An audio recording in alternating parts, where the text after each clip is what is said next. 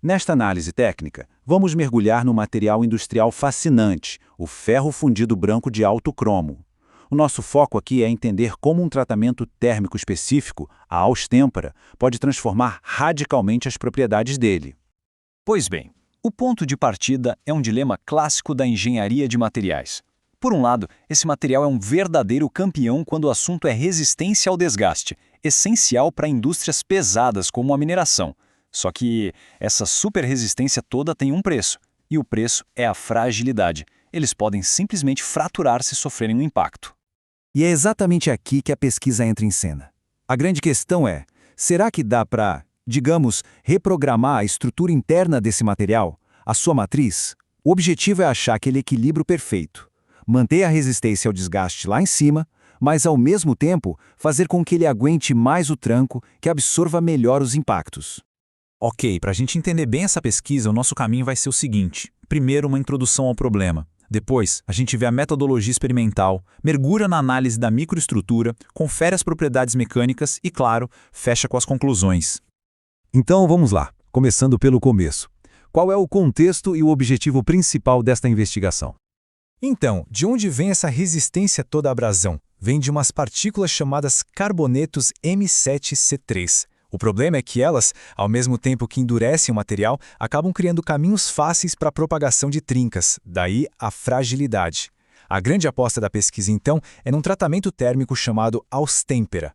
A ideia é criar uma microestrutura nova, a famosa bainita inferior, que a gente sabe que ajuda a aumentar a tenacidade. E para medir essa transformação com uma precisão cirúrgica, foi usada uma técnica bem avançada de raio-x, o método de Hirschfeld. Beleza, a ideia é boa. Mas como isso foi feito na prática? Vamos dar uma olhada na metodologia, que é basicamente a espinha dorsal de qualquer trabalho científico sério. Bom, aqui a gente tem a receita do bolo do material. E, sem surpresa nenhuma, os protagonistas são o carbono, com 3,11%, e o cromo, com 13,65%. É essa dupla que se junta para formar aqueles carbonetos super duros que dão a resistência ao desgaste que a gente já falou. O processo de tratamento térmico foi bem metódico, dividido em 3 etapas. Primeiro, a austenitização, que é como se fosse uma preparação da matriz. Depois vem o passo crucial, a austêmpera. E aqui está o pulo do gato. Ela foi feita em 3 temperaturas diferentes, justamente para ver o que mudava. E por fim, o resfriamento ao ar. Cada temperatura testada basicamente abriu um caminho diferente para a microestrutura final do material. E para saber se tudo isso funcionou, foi preciso um verdadeiro arsenal de técnicas de análise. Foi usada difração de raio-x com Rietveld para quantificar as fases com uma precisão incrível.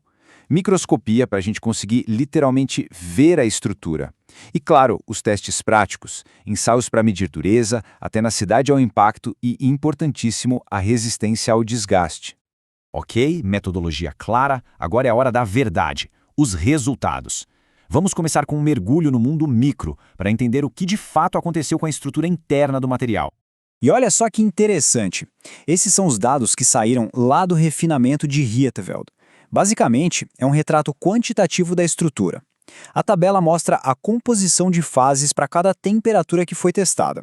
A gente tem a fase alfa-ferro, que é uma mistura de bainite e martensita, os carbonetos M7C3, que já conhecemos, e a gama-ferro, que é a famosa austenita que não se transformou, a chamada austenita retida. Se a gente bate o olho nesses números, um padrão fica muito claro. Quanto mais alta a temperatura da austêmpera, mais austenita retida aparece no final. Mas por quê? Pense assim. Em temperaturas mais baixas, o resfriamento é mais agressivo, digamos. Isso força a transformação para a fase alfa. Já nas temperaturas mais altas, esse empurrão é menor, então uma parte maior da austenita acaba ficando ali, presa na estrutura final.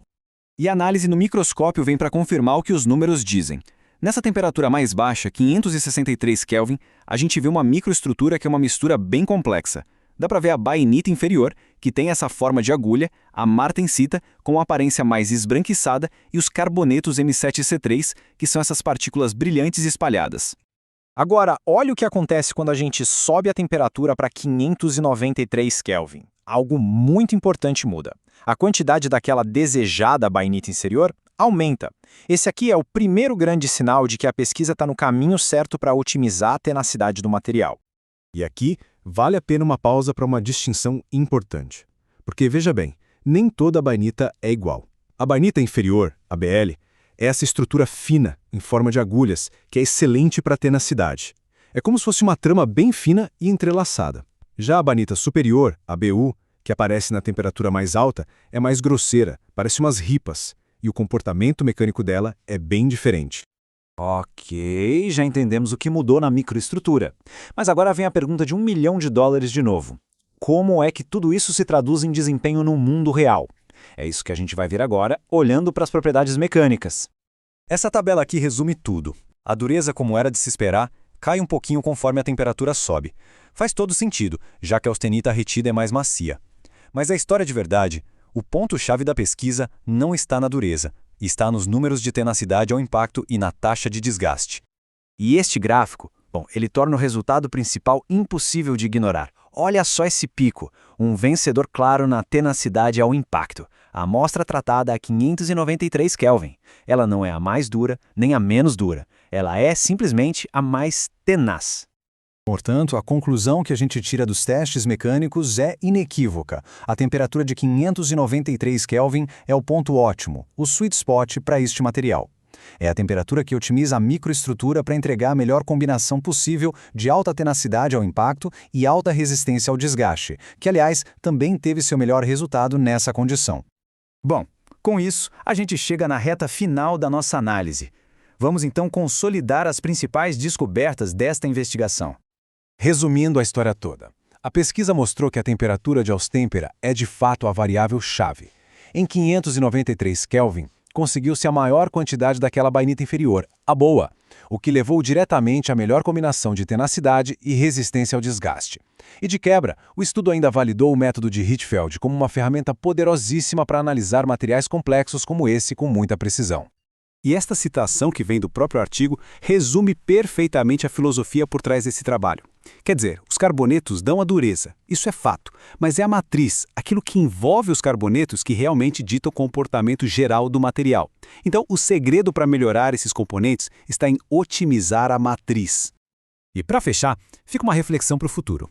O que este estudo realmente mostra é o poder de conectar a microestrutura com as propriedades finais, e não de um jeito qualitativo, mas com precisão numérica. E isso levanta uma pergunta: será que a aplicação sistemática de métodos quantitativos, como o Rietveld, não seria a chave para a gente conseguir projetar a próxima geração de ligas de alto desempenho? Ligas com combinações de propriedades que hoje a gente acha que são impossíveis. O caminho, sem dúvida nenhuma, parece muito promissor.